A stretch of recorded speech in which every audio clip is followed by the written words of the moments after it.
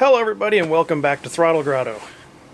This week we are going to talk about teching your car before Rallycross. And we're going to do it in the snow because I don't have anywhere else to do it. Stay tuned.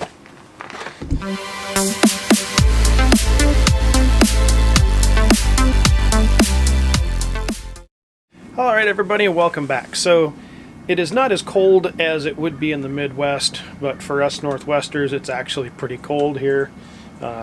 It's been a little hard to get out in the driveway and work on stuff because it's all covered in ice. So I'm actually standing on ice and compact snow right now, so hopefully I don't fall down and bust my grape open. So I really wanted to have the car uncovered and like set up so that I could kind of show you guys everything about teching a car. I can run through a lot of that without having to actually uncover the car and melt all the snow and ice off of it and everything else. Let's get started. Okay, so the first thing you're going to want to do tech your car, or get your car ready for tech, is to make sure that you get rid of all the loose stuff in the car. So your spare tire, your jack, anything that's not bolted down. So SCCA considers your cell phone a loose item. So if you're going to record your runs, make sure that you have like a mount or something in the car that you can clamp the phone or your GoPro or something like that to, so that you're not like having a passenger hold the phone, any of that kind of stuff, because they don't want to see any type of loose items in the car. Okay, next is wheels. If you have hubcaps, you're gonna have to take those off. A lot of people don't have hubcaps, they have aluminum wheels, but if you have hubcaps, you're gonna have to take those off. Another thing is if you have a convertible or T-tops, convertible you have to have you have to have the hard top in place. With T-tops you can have the panels in and that still counts as a legitimate way to go. So if you got a Miata, you're gonna have to have hard top to do Rallycross. So next up is a sunroof. If you have a sunroof, it has to be closed, and your windows you can't be down any more than an inch. Wheels and tires. If your tires are dry rotted or cracked or anything, you shouldn't be thinking about racing anyway, but just give your tires a once over. Alright, so speaking of tires, yeah, physically just get down here and give your tires a good look. Look at the sidewall, make sure there's no cracks or anything like that. And while you're down here checking your tires, give them a good shake side to side, because you want to check and make sure there's no play in the wheel bearings. So do that all the way around. That'll let you know if you've got any suspension components that are loose. And that, doing your pre-check before the race, it gives you time to button up anything that, if you need to adjust a wheel bearing or something like that, you got plenty of time to do it before you actually go to the event. And while we're on the subject of tires, pick up a regular spare wheel to take with you to the race, because you can't race on a donut if you get a flat. You can drive home on a donut if you get a flat, but you can't race on it. So have a spare that is a full-size spare with you, and that'll save you like a DNF if you DB'd a tire. Some of the other stuff is just common sense stuff. Make sure you have a seat belt. That's pretty obvious. Make sure you have a helmet, because you need to take your helmet to tech when you get to the event as well. And then check like regular stuff. Brakes. Make sure your brakes work, that you don't have anything funky going on at your brake pedal.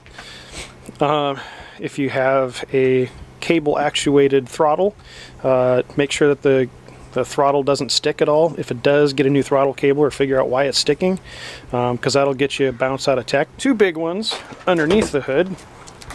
Hold on, let me get this open here. Alright, so two big ones. One is your battery hold down. If you don't have a metal bar like this one here that holds the battery down to the tray, you can do something really simple. Grab a ratcheting tie down strap and just secure the battery to the body somehow. But you want to make sure that this battery doesn't bounce around at all, because that'll cause a lot of bad things in your engine compartment.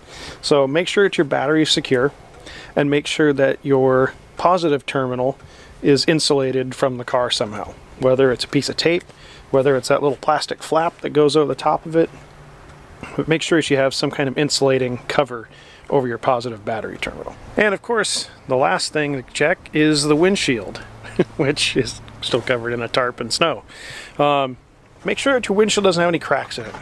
So if you do have a crack, it can only be in the outside layer of the windshield. If it goes through both layers of the windshield, or you have a hole in your windshield or something like that, they're not going to let you race. Bottom line, if you have cracks in your windshield, it's probably a good thing to replace it anyway, especially if it's in the driver's field of vision. And of course, the last thing to check is your lights. Go around, turn the lights on, make sure all your lights work. They're not going to flag you for like a side marker light or something like that, but it's a good idea to just take a couple of minutes and check, make sure all your lights work anyway. Headlights, brake lights, you know, and basically they want to be able to see you when you're out on the course. And you know, if you got a brake light out, it's a good time to figure it out before you drive somewhere anyway. So that's all you need to know to tech your car before you go to an event. So that when you get to the event, tech is going to be super easy and quick for you. The Rallycross tech rules are actually available on the SCCA website.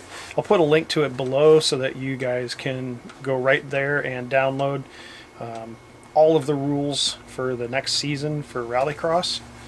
So, and it's way better to take care of all this ahead of time, so that way you're not surprised when you get to an event, because there's nothing worse than traveling a long distance to get to an event to find out that something you could have taken care of at home really easily, now you have to deal with, maybe without all the tools you have at home. Maybe